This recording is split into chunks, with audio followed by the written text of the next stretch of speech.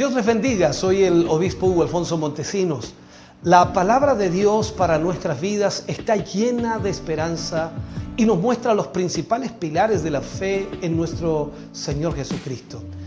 Te invito a ver con mucha atención el siguiente mensaje. Esperamos que esta palabra pueda bendecir y fortalecer tu vida. Te invito a ver el mensaje de Dios. Juan capítulo 4, versículos 43 al 54. Leo la palabra del Señor, lo hago en el nombre de nuestro Señor Jesucristo. 2 días después salió de allí y fue a Galilea, porque Jesús mismo dio testimonio de que el profeta no tiene honra en su propia tierra. Cuando vino a Galilea, los galileos le recibieron, habiendo visto todas las cosas que había hecho en Jerusalén en la fiesta, porque también ellos habían ido a la fiesta. Vino pues Jesús otra vez a Caná de Galilea, donde había convertido el agua en vino, y había en Capernaum un oficial del rey cuyo hijo estaba enfermo. Cuando oyó que Jesús había llegado de Judea a Galilea, vino a él y le rogó que descendiese y sanase a su hijo que estaba a punto de morir. Entonces Jesús le dijo: si no veréis señales y prodigios, ¿no creeréis? El oficial del rey le dijo: Señor, desciende antes que mi hijo muera. Jesús le dijo: ve, tu hijo vive. Y el hombre creyó la palabra que Jesús le dijo y se fue. Cuando ya él descendía, sus siervos salieron a recibirle y le dieron nuevas diciendo: tu hijo vive. Entonces él les preguntó a qué hora había comenzado a estar mejor. Y le dijeron: ayer a las 7 le dejó la fiebre. El padre entonces entendió que aquella era la hora en que Jesús le había dicho: tu hijo vive. Y creyó él con toda su casa. Esta segunda señal hizo Jesús cuando fue de Judea a Galilea.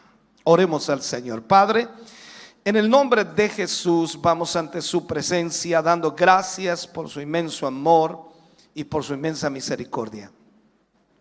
Gracias porque nos permite una vez más tener su palabra a nuestra vida y corazón, y de esta manera, Señor, poder ministrar el corazón y vida de sus hijos y de sus hijas. Hoy más que nunca, Señor, necesitamos que su palabra pueda enseñarnos, mostrarnos su voluntad, y quizás también, Señor, el modo en que usted actúa hacia nosotros. Le pedimos, Señor, revele esta palabra, denos la sabiduría, denos la capacidad para poder ministrar el corazón de su pueblo. Lo pedimos, lo rogamos en el nombre glorioso de Jesús. Amén y amén, Señor. Fuerte ese aplauso de alabanza al Señor. Aleluya. Bien, hoy hablaremos y usaremos como título: ve, tu hijo vive. Jesús sabía que debido a su creciente prominencia y popularidad, que estaba de alguna manera en crecimiento, pronto él tendría una confrontación con las autoridades religiosas. Entre esas estaban, por supuesto, los fariseos. Sin embargo, Jesús sabía que el tiempo aún no era el indicado para una confrontación religiosa, sobre todo en Jerusalén. Así que regresó a Galilea. Allí comenzaría un amplio ministerio del que apenas Juan nos da detalles, pero al que los otros 3 evangelistas dedican bastante espacio para hablar acerca del ministerio de Jesucristo.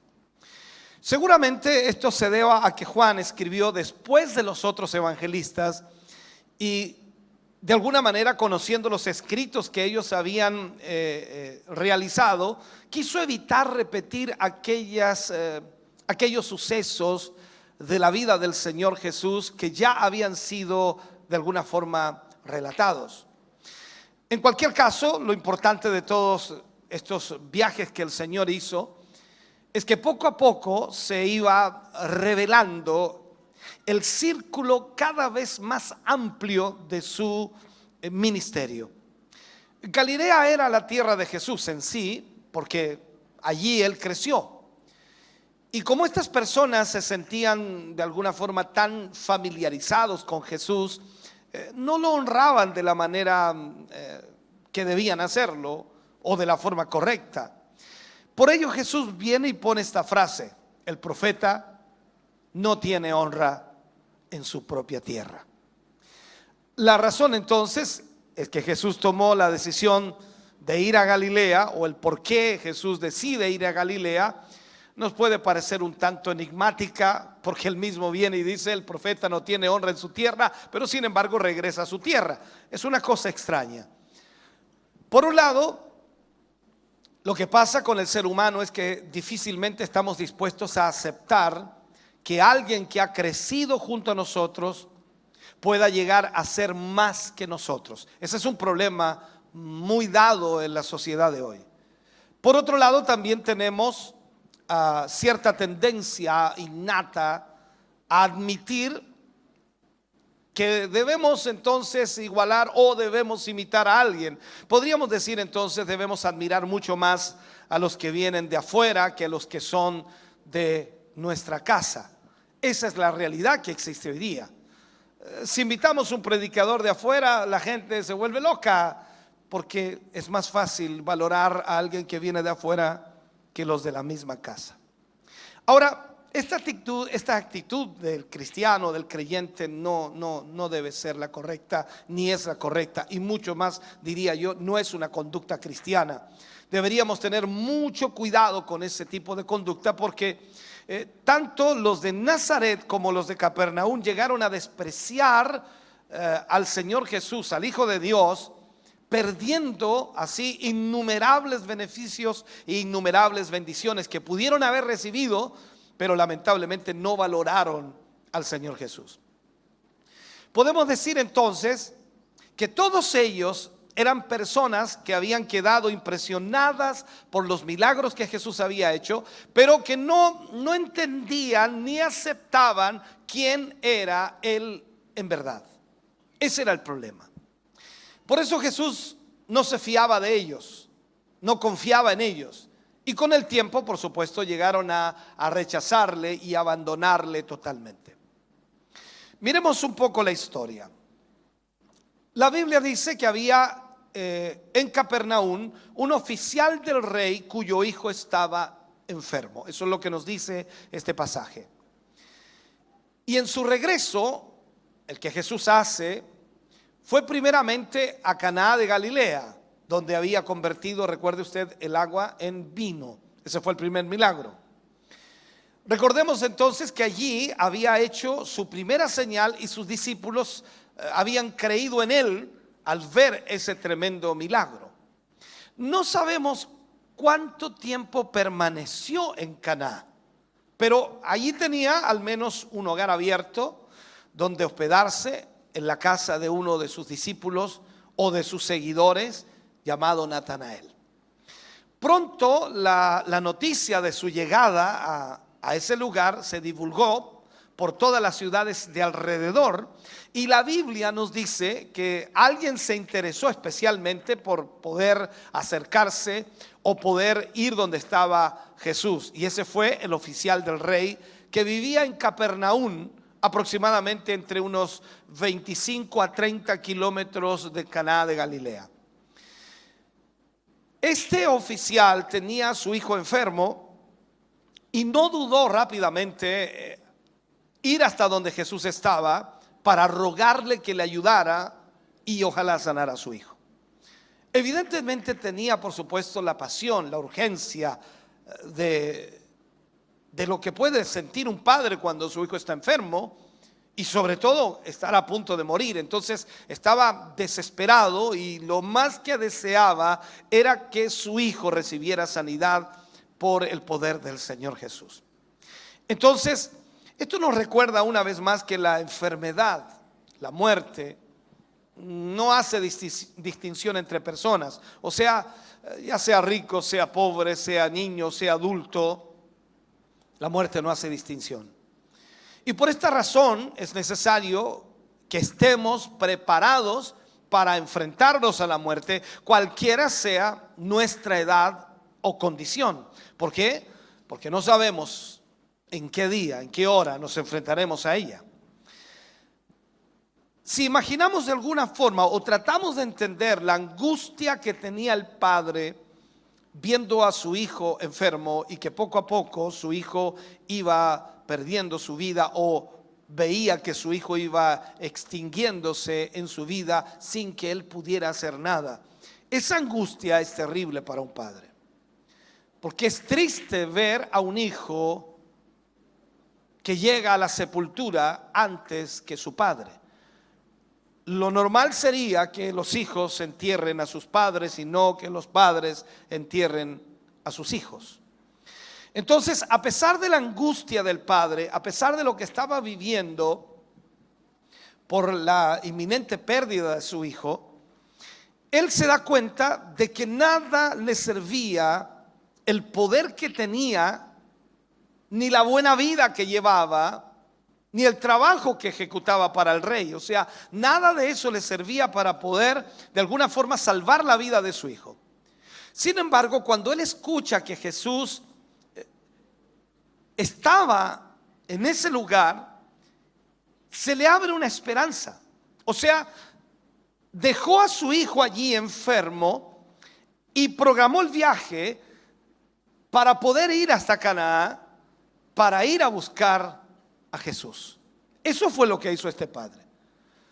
Por supuesto, dada la condición y también viendo la situación, viendo las circunstancias, bien podría haber enviado a algún mensajero, podría haber enviado a algún criado, podría haber enviado a un familiar, en fin, pero él sencillamente decide ir donde Jesús estaba. Tomó la decisión de dejar a su hijo enfermo e ir personalmente a encontrarse con Jesús.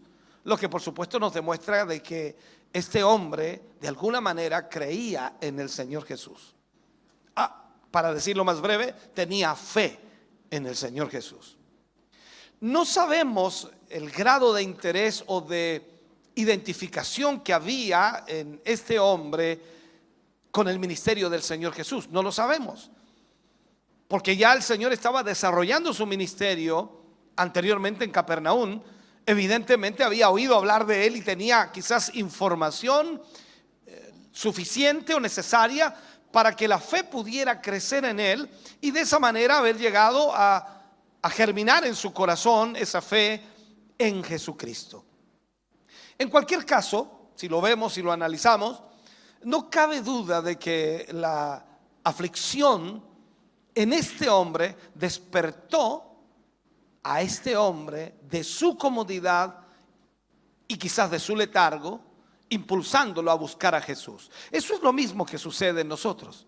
Cuando nosotros tenemos algún conflicto, alguna aflicción, algún problema, alguna circunstancia difícil, somos despertados de nuestra comodidad y somos movidos de nuestro letargo e impulsados a buscar al Señor Jesús, porque sabemos que en Él encontramos las respuestas para nuestra vida. ¿Qué hizo este hombre? Llegando donde Jesús le rogó.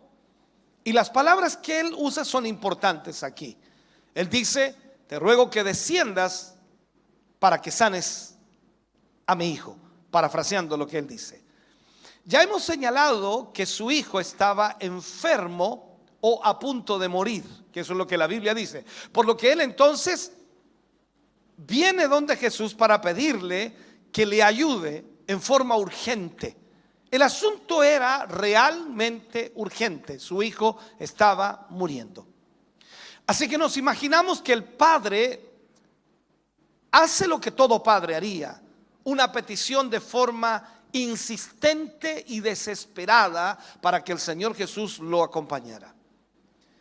Aunque el padre tenía fe, y quizás la fe suficiente para llegar hasta donde Jesús estaba, porque eran 25 a 30 kilómetros que recorrió para llegar donde Jesús estaba y hacerle su petición.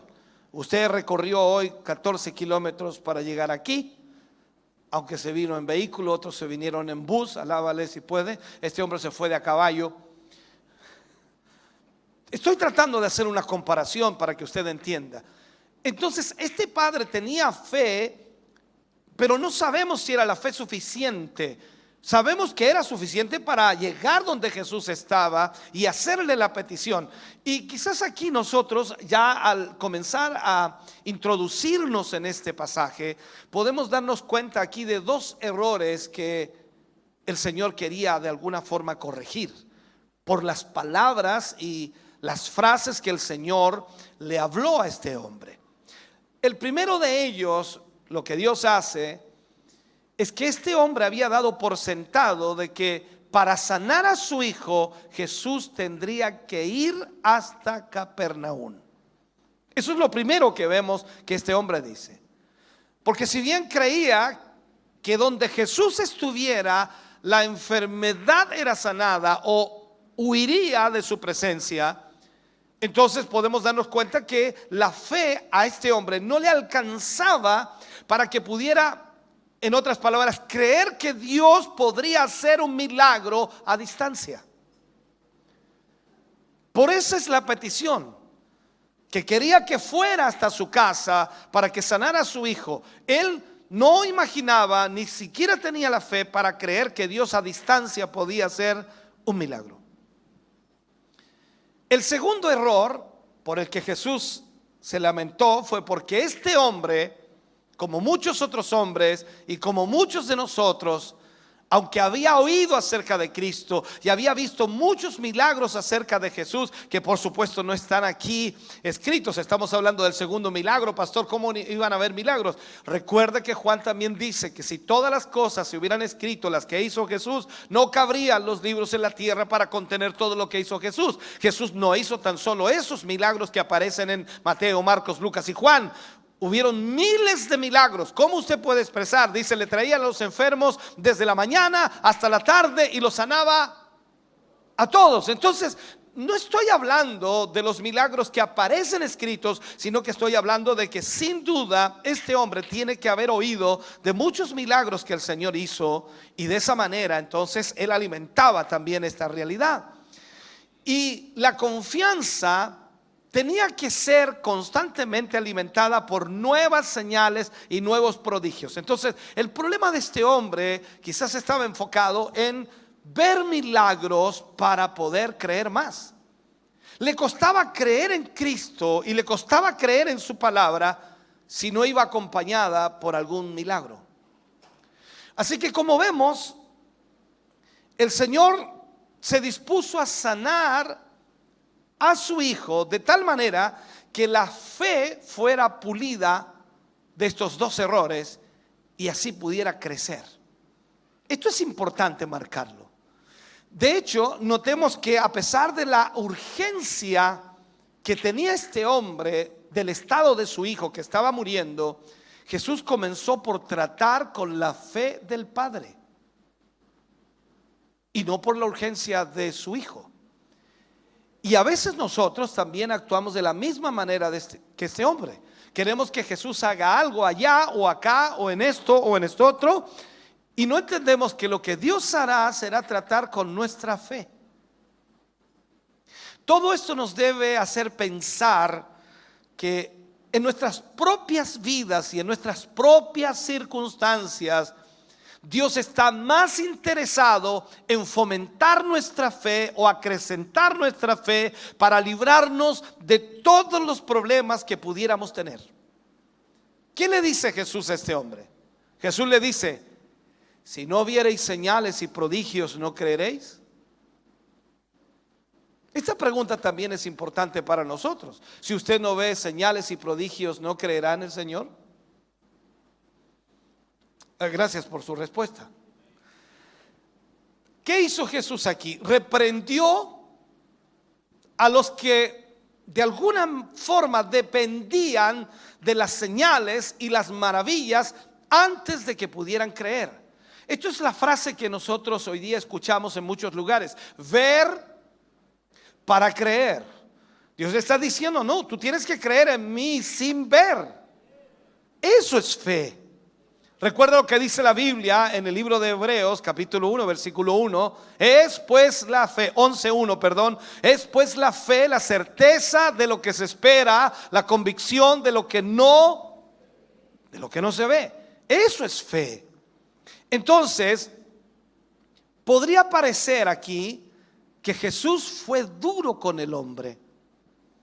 Este hombre deseaba que su hijo fuera sanado, pero se había encontrado Jesús con muchos en Galilea que solo estaban interesados en sus milagros.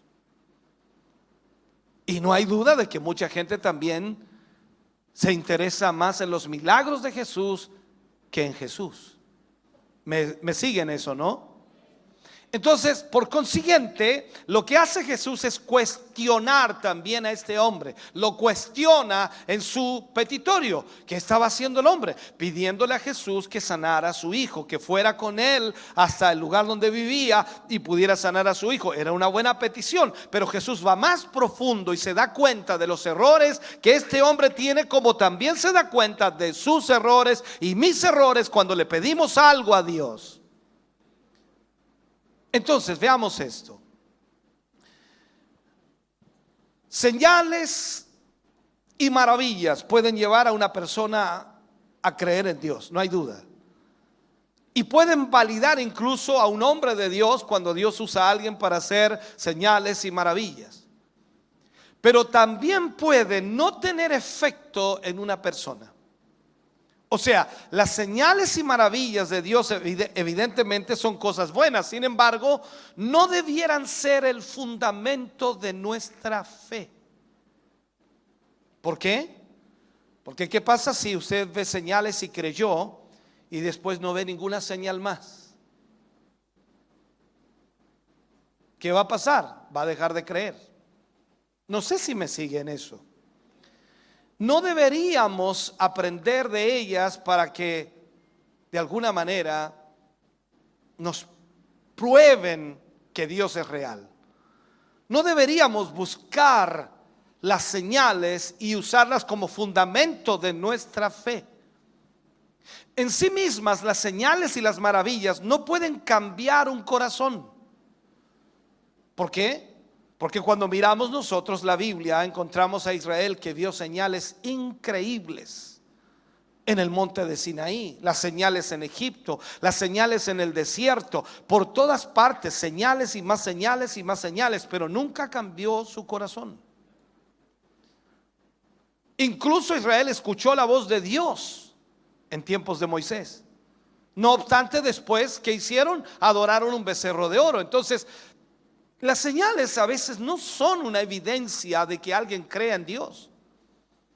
La gente se vuelve loca cuando hay una señal o una maravilla que Dios puede hacer, y sin duda lo puede hacer.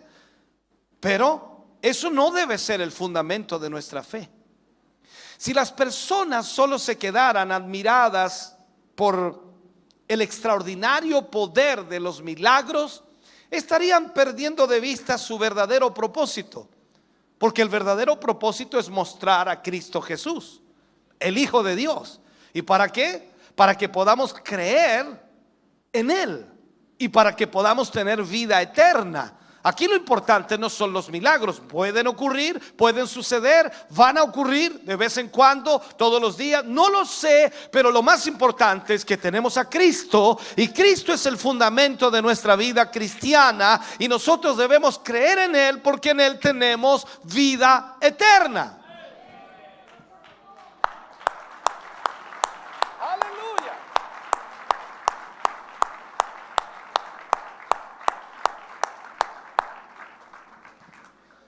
Oh, yo hubiera danzado. Claro que sí. En este sentido, los milagros, hermano querido, tuvieron mucha importancia en la fase inicial del ministerio de Jesús, porque lo acreditaban como el verdadero Mesías.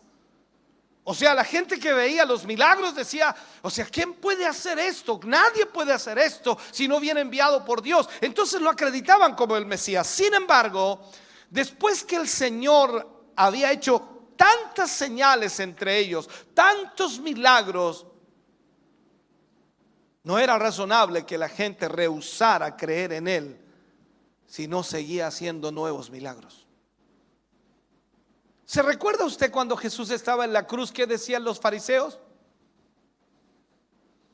Baja de la cruz para que veamos y creamos.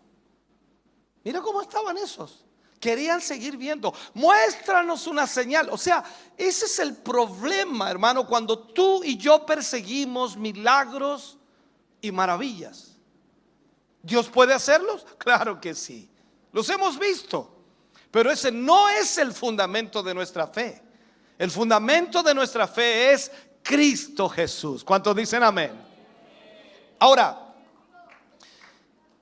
este era también el problema del oficial del rey, que no podía creer en la palabra de Jesús a no ser que fuera acompañada de un milagro. Quiero tratar de explicar esto.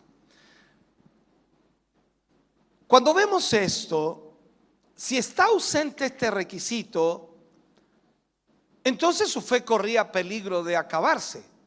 Entendamos, él sale de su lugar dejando a su hijo enfermo y va a 25 o 30 kilómetros de distancia a encontrarse con Jesús porque confía y cree que Jesús puede sanar a su hijo. ¿Tiene fe?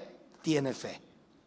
Pero ahora estaba diciendo que la única manera de que fuera sanado era que él fuera hasta la casa. Ya no tenía la fe suficiente para creer que Dios podía sanarlo desde allí. Y lo otro era que tampoco creía que pudiera ocurrir el milagro si no había algún milagro o algo que ver.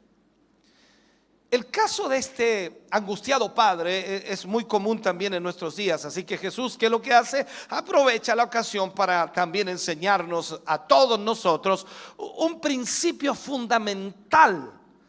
La verdadera fe debe apoyarse en la palabra de Dios, sin tener necesidad de ver señales o milagros, sin tener necesidad de ver señales o milagros. Nuestra fe tiene que estar basada en la palabra del Señor. Entonces, ¿qué es lo que hace Jesús aquí? Jesús le dice: ve, tu hijo vive. Véalo de esta manera, no es lo mismo, pero tratemos de entenderlo. Usted va donde el anciano, va donde el pastor y le dice: pastor, mi hijo está súper grave en la casa, me gustaría que usted fuera a orar por él. Y el pastor le dice: ve, tu hijo vive.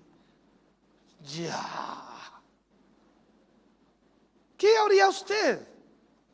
Yo quiero que entienda eso. Si fue donde el pastor es porque tiene fe que Dios puede obrar. Pero el pastor no va con usted y lo manda para la casa y le dice: ve, tu hijo vive. Ahí se le cayó toda la fe. O sea, hasta ahí llegó la fe. No puede ser. Entonces aquí Jesús le dice a este hombre: ve, tu hijo vive. Veamos una cita, Juan capítulo 4, versículo 49 y 50. Dice: el oficial del rey le dijo: Señor, desciende antes que mi hijo muera. Jesús le dice: ve, tu hijo vive. ¿Y el hombre qué hizo? Creyó la palabra que Jesús dijo y se fue. Ningún diálogo más, ninguna conversación más. No hubo preguntas, el por qué, pero no va a ir, pero ¿qué tengo que hacer?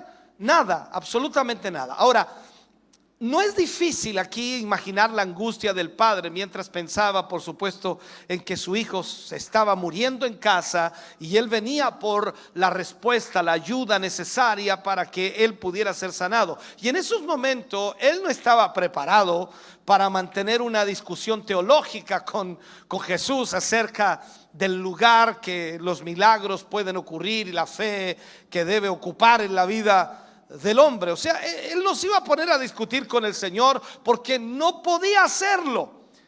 Así que preocupado como estaba por su hijo, por la salud de su hijo, quizás no parecía atender a ninguna otra cosa. De ahí quizás viene esta realidad de su clamor: Señor, desciende antes que mi hijo muera. La preocupación mayor que tenía él era su hijo.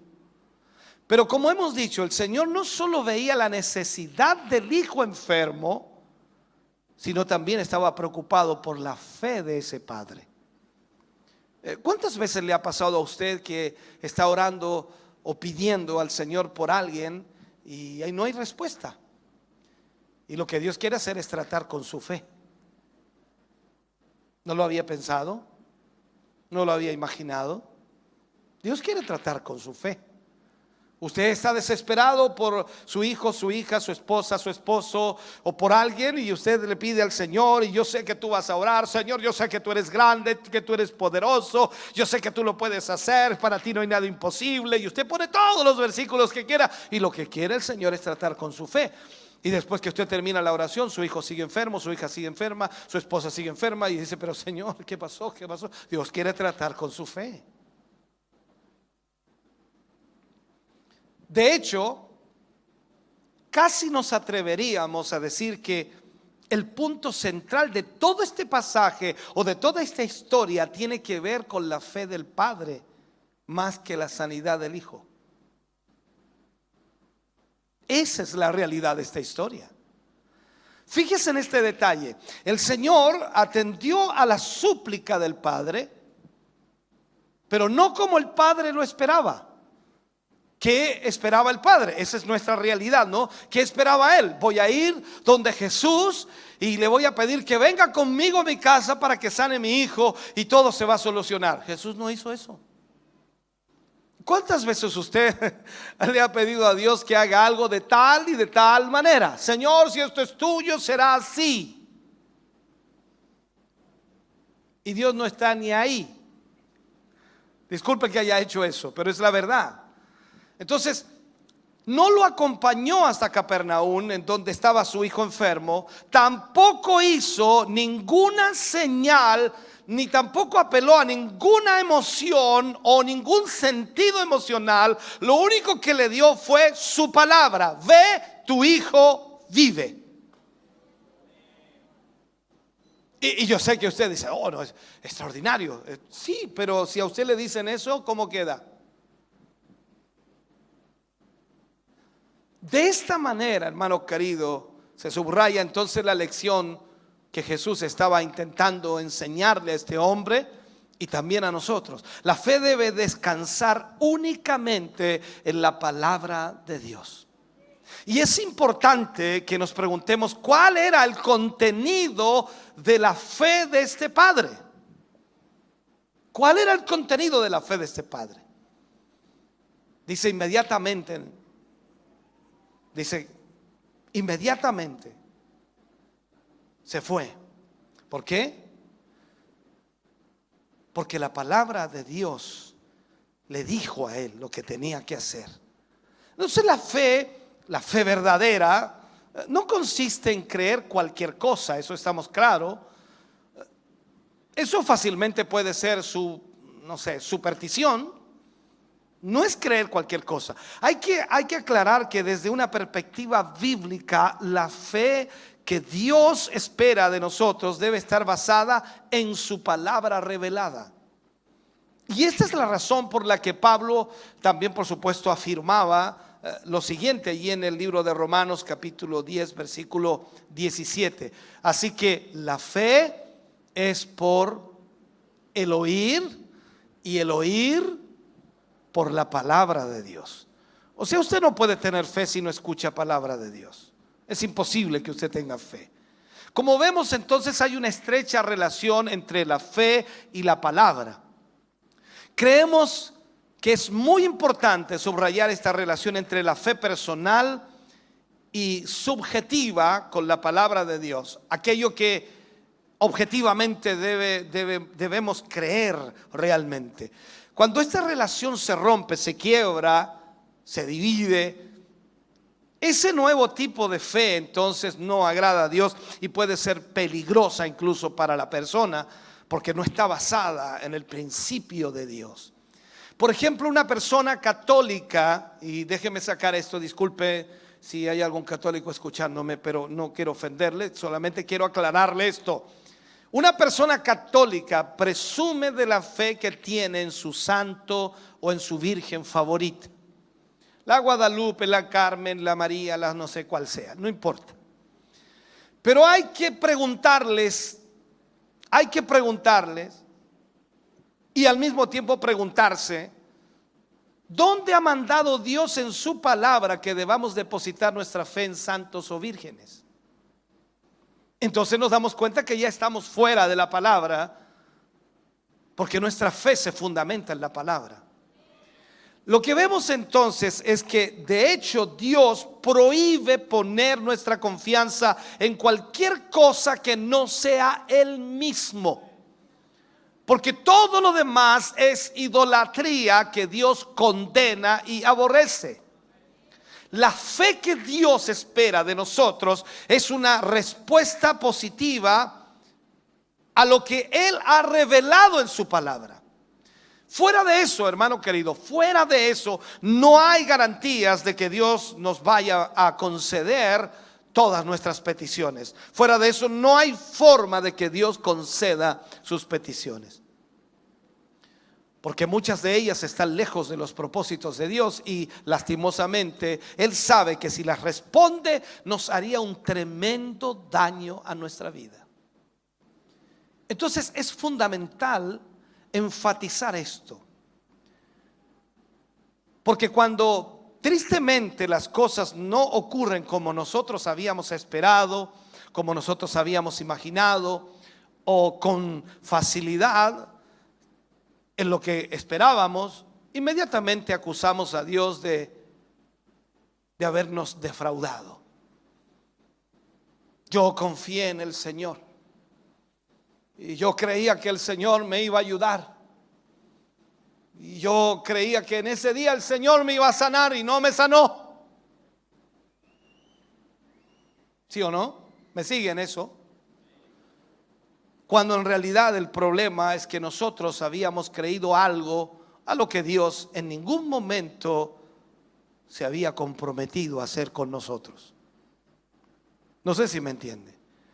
Yo puedo aferrarme a la palabra de Dios porque esa es la palabra que Dios ha dado y está comprometida con esa palabra o comprometido con esa palabra, y esa palabra se cumplirá porque Dios lo dijo. Él no es hombre para mentir ni hijo de hombre para arrepentirse. Él lo habló y Él lo cumplirá. Pero esa es la palabra de Dios. Pero lo que yo le invente a Dios y lo que yo quiera que Dios haga y lo que yo quiera que Dios realice conmigo no tiene nada que ver con Dios, porque Dios no se ha comprometido a hacer eso.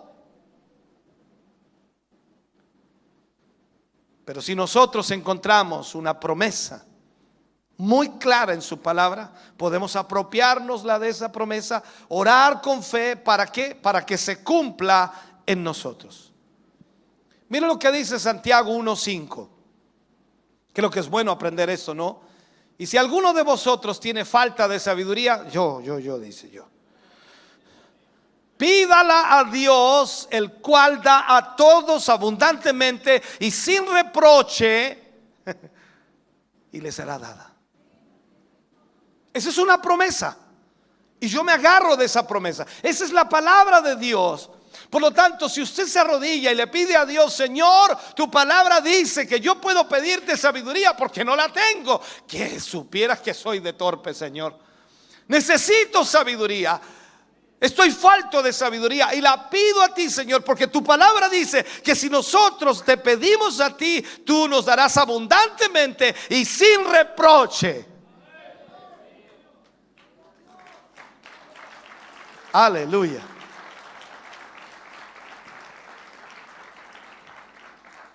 Aquí tenemos una promesa concreta. Esto es un ejemplo que cualquiera de nosotros podemos reclamar con fe, y si lo hacemos así, entonces Dios nos va a conceder aquello. Y por supuesto, cualquier persona que pida la salvación a Dios con arrepentimiento, con fe, también la recibirá, porque Dios lo ha prometido. ¿Me siguen eso? O sea, vemos que aunque Jesús no quiso acompañarle hasta Capernaum, tal como este hombre le había pedido, el oficial del rey quedó satisfecho con la palabra que el Señor Jesús le dio y no discutió. Así que se puso en camino, demostrando, por supuesto, su obediencia, que su fe era real. Y con esto llegamos al otro principio bíblico fundamental. La fe y la obediencia deben ir siempre juntas, de la mano, como decimos nosotros. O sea, nosotros debemos demostrar nuestra fe por nuestra obediencia a la palabra de Dios. ¿Cómo demuestra usted la fe a Dios? ¿Cómo lo hace? Aleluya. ¿Cómo demuestra su fe al Señor? ¿Cómo lo hace? ¿Cómo demuestra su fe al Señor? Gloria a Dios, aleluya. ¿Cómo demuestra su fe al Señor? Por la obediencia a la palabra. Un ejemplo de obediencia a la palabra dice: ama a tu prójimo como a ti mismo. ¿Lo ama usted? Otro ejemplo de obediencia: ama a tu enemigo. Ayúdanos, Señor, cúbrenos en tu sangre.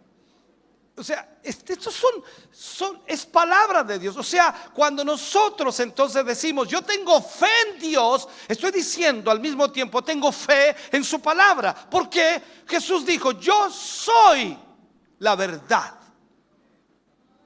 y la palabra es verdad. Recuerde que Jesús oraba y dice: santifícalos en tu verdad, tu palabra es verdad. Entonces, cuando usted y yo decimos tener fe, esa fe debe evidenciarse por la obediencia a la palabra de Dios. Cuando usted dice yo tengo fe en el Señor y no obedece a la palabra de Dios, entonces su fe no existe. Entonces el Señor había percibido en el Padre un pequeño principio de fe, pero era necesario que madurara, y la forma de hacerlo madurar es siempre por medio de la prueba. Cuando vamos a Primera de Pedro, capítulo 1, versículos 6 al 9, miren lo que dice Pedro allí: en lo cual vosotros os alegráis, aunque ahora por un poco de tiempo, si es necesario, tengáis que ser afligidos en diversas pruebas. ¿Cómo están? En diversas pruebas. Aleluya. ¿Para qué? Para que sometida a prueba, ¿qué cosa?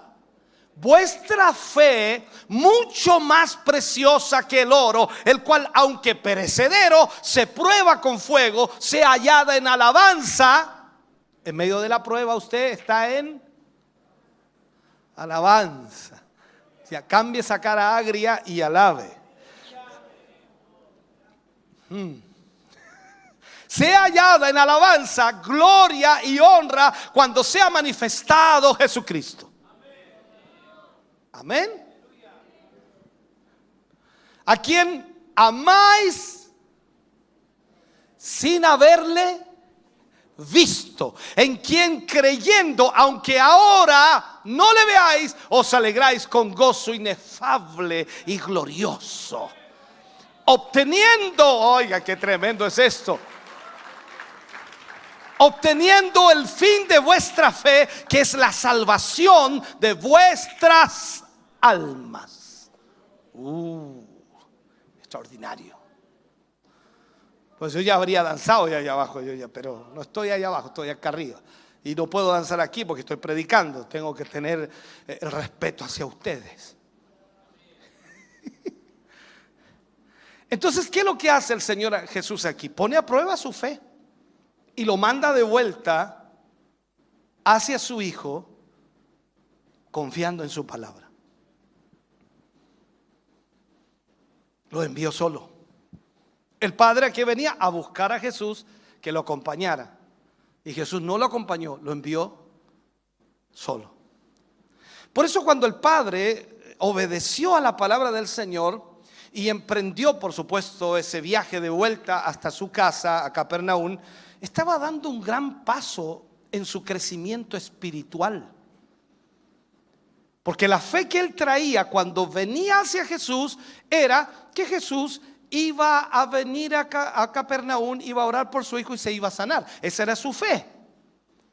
Nunca él creyó de que Jesús le iba a dar una palabra para que su hijo se sanara a distancia. Entonces ahora cuando vuelve con esa palabra, su crecimiento espiritual era otro. Estaba confiando en la palabra de Jesús sin haber visto ningún milagro. Sin haber visto ningún milagro, solo confiando en la palabra del Señor. Y de esta manera entonces iba a comprobar que cuando se tiene, ¿cómo puedo decirlo? Se tiene la palabra de Jesús, no es necesario su presencia física. O sea, cuando usted confía en la palabra de Jesús, en la palabra de Dios, no es necesario que usted sienta la presencia de Dios o sienta la presencia de un ángel o sienta algo extraordinario, porque usted tiene la palabra profética más segura. Y cuando usted cree en ella y actúa y ejecuta de acuerdo a ella, las cosas más sorprendentes suceden.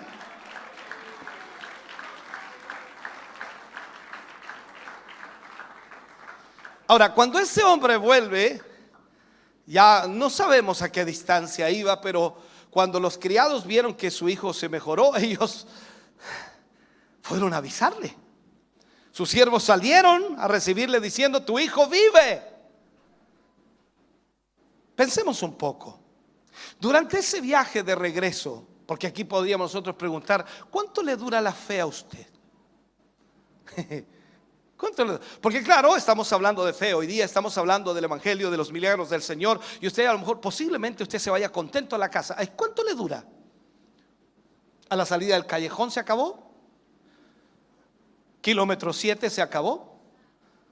Entrando a la ciudad se acabó. Llegó a la casa y se acabó. Piense lo que le estoy diciendo. ¿Por qué le digo esto? Porque cuando este hombre comienza a regresar hasta su casa, eran 30 kilómetros, habría un sinfín de pensamientos que se agolparían en la mente, y más encima el diablo metiéndole cosas en la cabeza, porque eso es lo que hace el enemigo. Entonces, pero aún así la palabra de Jesús que él había creído le infundía nuevo ánimo y seguridad, paz. Algo incomprensible llenaba su corazón, porque Jesús le dijo: ve, tu hijo vive. Es impresionante. Y tiene que haber pensado este hombre en la vuelta a su casa: sería impresionante que mi hijo ahora se hubiera sanado. O sea, Jesús tiene un poder pero extraordinario.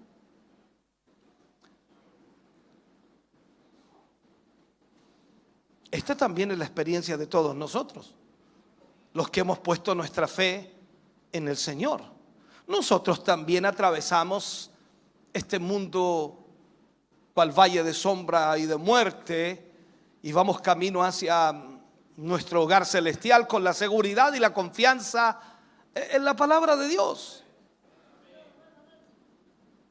Y todavía no hemos visto la plenitud de su salvación, pero usted dice: soy salvo, voy camino al cielo. Y cada vez se ve más terrenal usted, pero dice: no, pero voy camino al cielo. tengo fe que el Señor va a cambiar toda mi vida. La confianza en su palabra nos llena de gozo y nos anima para no desesperarnos. Y creemos en lo que Jesús dice. Oye, escúchame bien, dice el Señor. Mire cómo le estoy hablando ahora. Aquel que viene a Cristo, todas las cosas viejas pasan, y aquí todas son hechas nuevas. Entonces vemos que Dios tiene una promesa para nosotros y nosotros debemos aferrarnos a ella, a la palabra de Dios. Entonces, viendo aquí esta historia, los siervos del oficial notaron la súbita mejoría del enfermo, del niño, del joven, no sabemos qué edad tenía, y no tuvieron paciencia para aguardar la llegada del padre, sino que simplemente le salieron a encontrar, fueron de camino a encontrarle. Entonces el padre averiguó en qué momento el niño había comenzado a estar mejor y vio que por supuesto había tenido lugar a la misma hora en que Jesús le había dicho: tu hijo vive. ¡Oh! Aleluya. O sea, la conclusión inevitable a la que llegó es que la sanidad repentina de su hijo tenía o había tenido que ver directamente con las palabras que Jesús le había dado. No era una casualidad, eran las palabras de Jesús que sanaron a ese niño. Entonces, con esto el padre tuvo que aprender algo importante: que el método elegido por Jesús para sanar a su hijo era mucho mejor que el método que él había escogido o había propuesto para que se sanara. ¿Cuál era el método de él? Traer a Jesús. Notemos que su hijo fue restablecido un día antes de lo que habría sido sanado por Jesús si él hubiera ido hasta esa casa, a Capernaum, para realizar el milagro. Usted y yo sabemos que Jesús sabe todas las cosas. El futuro lo conoce él. El niño, ¿cómo estaba? Enfermo, muriendo. Un día más para ese niño posiblemente hubiera sido la muerte. Posiblemente hubiera llegado Jesús y lo resucita. Ok, hubiéramos tenido la primera resurrección. Posiblemente. Pero Jesús sabía lo que iba a acontecer. Y él le dice al hombre: ve, tu hijo vive. Y en el momento que dice esa palabra, es como esos 30 kilómetros, imagínate ahí, el Espíritu Santo así, y llegó a la vida de ese niño y ¡wow! Tu hijo vive. Es extraordinario. O sea, cada vez más el Señor demuestra que sabe mucho mejor lo que más nos conviene en cada momento de nuestra vida. Juan añade aquí que creyó él con toda su casa. O sea, mira lo que provocó esto. Creyó él con toda su casa. O sea, es cierto que el padre ya había creído, sabemos que tenía fe en el Señor, pero que no estaba de alguna manera, no estaba como tenía que estar.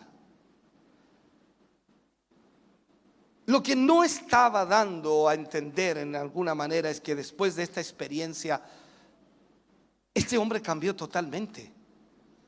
Si bien es cierto, tenía fe que el Señor podía sanar a su hijo, pero cuando el Señor le da esa palabra y el Señor trata con su fe y acrecenta su fe, y el hombre vuelve con una fe tremenda hacia su casa, y los mensajeros le dicen, los criados le dicen que su hijo había sanado justo a la hora que Jesús lo había dicho, entonces esa fe hizo ¡pua! ¿Te gustaría que tu fe hiciera así? ¡Pua! Pero tiene que ser probada. No va a poder ser de otra manera. Entonces él había llegado a ser o a tener una fe mucho más profunda que la que tenía cuando recién inicia su viaje a buscar a Jesús. Mejor fundamentada. Tenía nuevas evidencias que le hacía mucho más seguro en su conocimiento de Cristo y en el conocimiento de quién era Jesús en totalidad. Y más hermoso todavía es el hecho de que su fe se extendió a toda su familia. Déjeme cerrar con este mensaje, si puedo hacerlo. La forma en la que Jesús respondió a la petición del Padre no solo sirvió para probar su fe, sino que planteó algo, por supuesto, que es sumamente importante.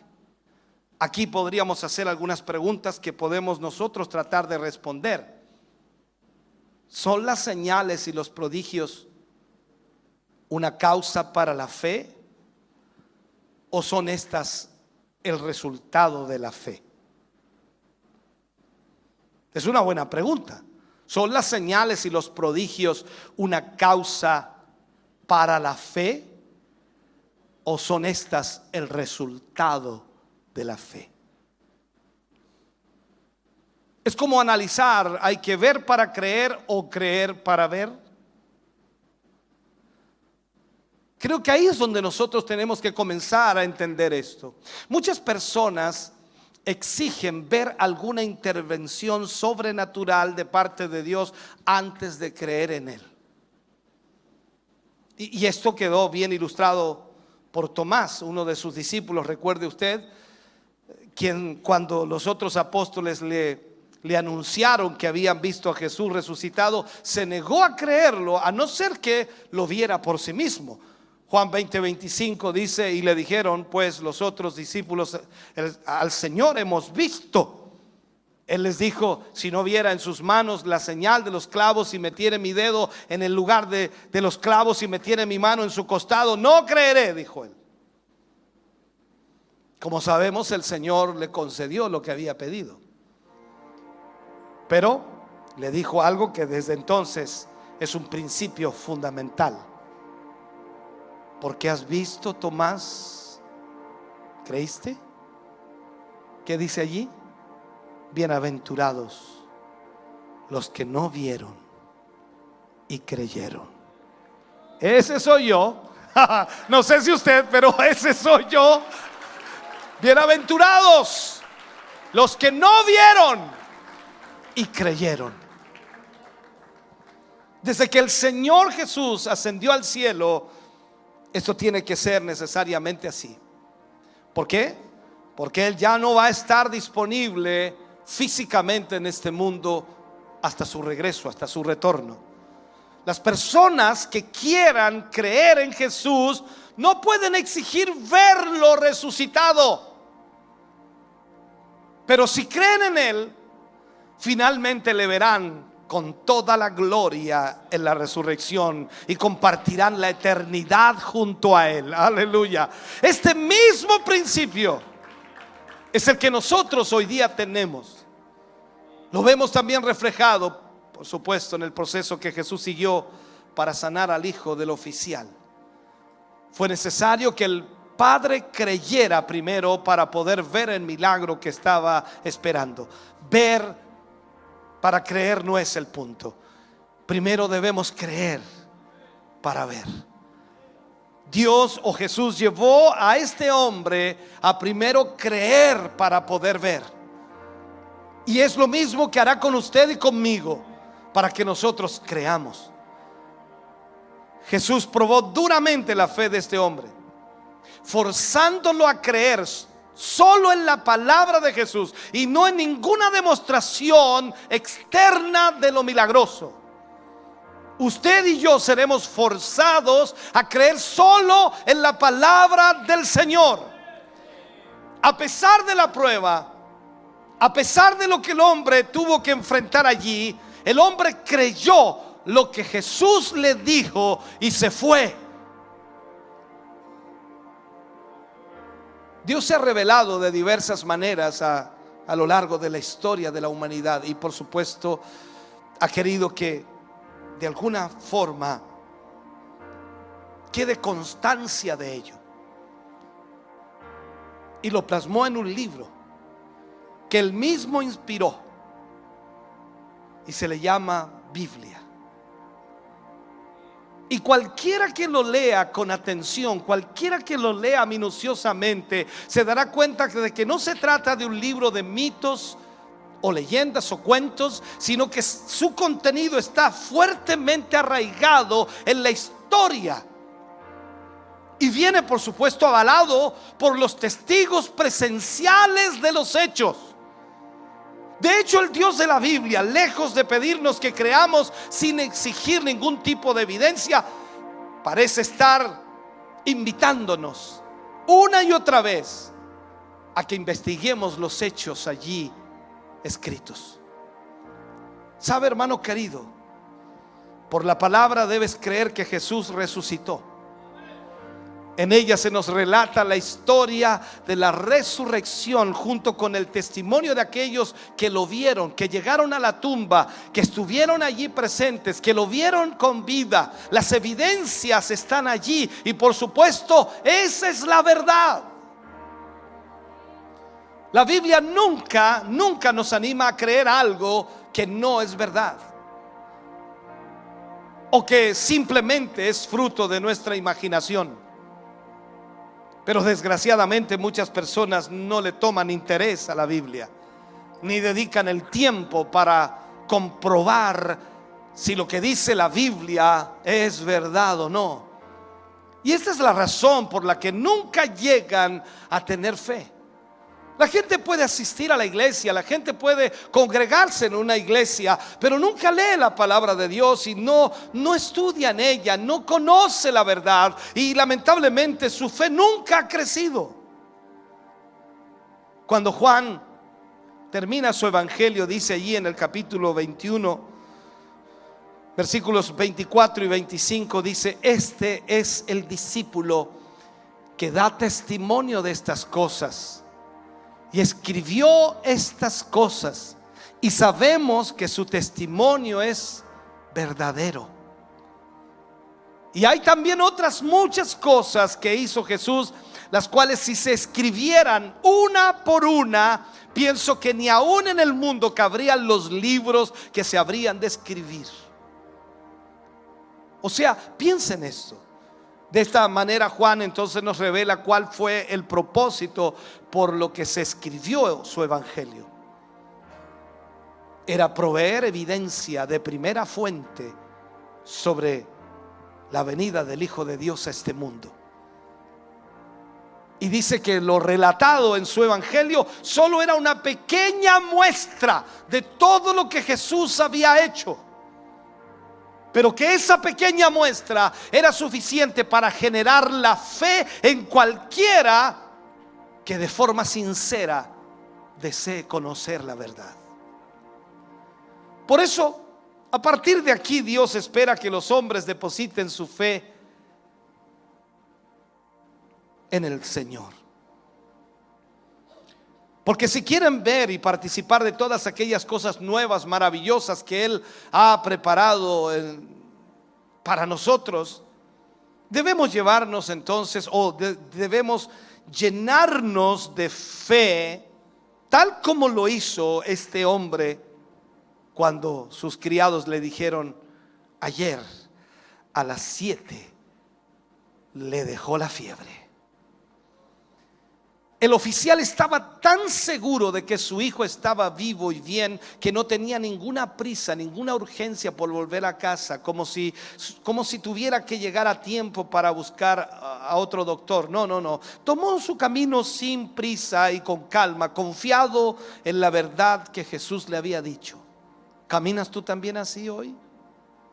Cuando lees en la palabra lo que Dios puede hacer, ¿caminas confiado o preocupado, desesperado? Este fue el segundo milagro que hizo Jesús.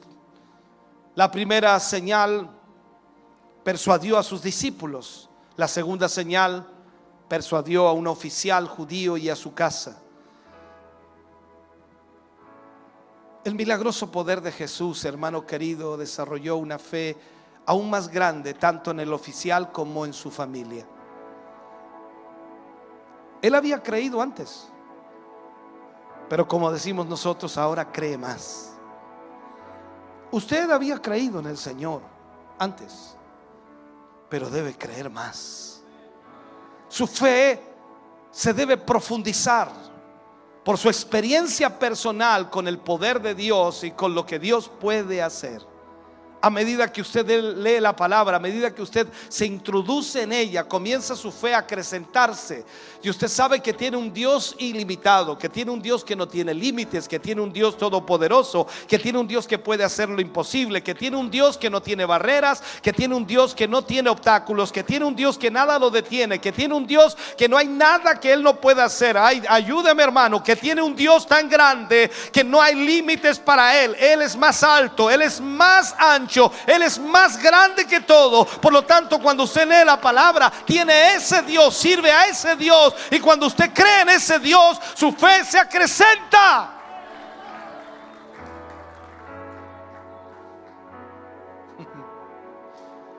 Por eso es tan importante entender que en esta historia en general, más que la sanidad del hijo, era acrecentar la fe del padre. ¿Cómo está su fe hoy? Dios trabajará y tratará con su fe, pero la única manera es hacerlo a través de la prueba. Póngase de pie, por favor, en esta hora. Póngase de pie. Aleluya. Yo espero que esta palabra le ayude a usted a entender quizás lo que está viviendo, experimentando, sufriendo. No lo sé, pero cual sea la circunstancia o la situación que vive, Dios quiere ayudarle. Pero no le pida a Dios que le muestre algo primero. Usted tendrá que creer. ¿Cuál es su problema? ¿Cuál es su dificultad? ¿Cuál es su enfermedad? ¿Cuál es su dolencia? ¿Cuál es su conflicto familiar, matrimonial, con sus hijos, con sus hijas? Su conflicto económico, su conflicto material. ¿Cuál es su conflicto emocional? ¿Qué es lo que está sucediendo en su vida? Dios lo conoce. Pero ahora usted debe confiar en Dios, que Él puede hacer un milagro, que Él puede ayudarle. Y esto no es ver para creer, esto es creer para ver. Es pues la fe, la certeza de lo que se espera, la convicción de lo que no se ve. ¿Quieres ver un milagro en tu vida? En cualquier área. Tú primero debes creer en Él, en su palabra. No hay nada imposible para Él. Si crees, verás. Las palabras de Jesús a este hombre que quería que Jesús fuera con él, Jesús le dice: ve, tu hijo vive. ¿Cuál sería la respuesta que usted espera? ¿Cuál es la palabra que le gustaría que Jesús le dijera? ¿Cómo le gustaría que Dios obrara en su vida? ¿Sabe? Ninguna de esas cosas hará Dios. Él lo hace a su manera, cuando la fe está presente. Quiero orar en esta noche en una forma especial. No tenía planificado este llamado, pero creo que la palabra nos ayuda a entender que eso es lo que debemos hacer. Usted está viviendo situaciones difíciles y no ha logrado poder lidiar con ellas o solucionarlas, porque quizás usted no puede, pero el Señor sí puede. La pregunta que debe contestar es si realmente creerá que Él puede.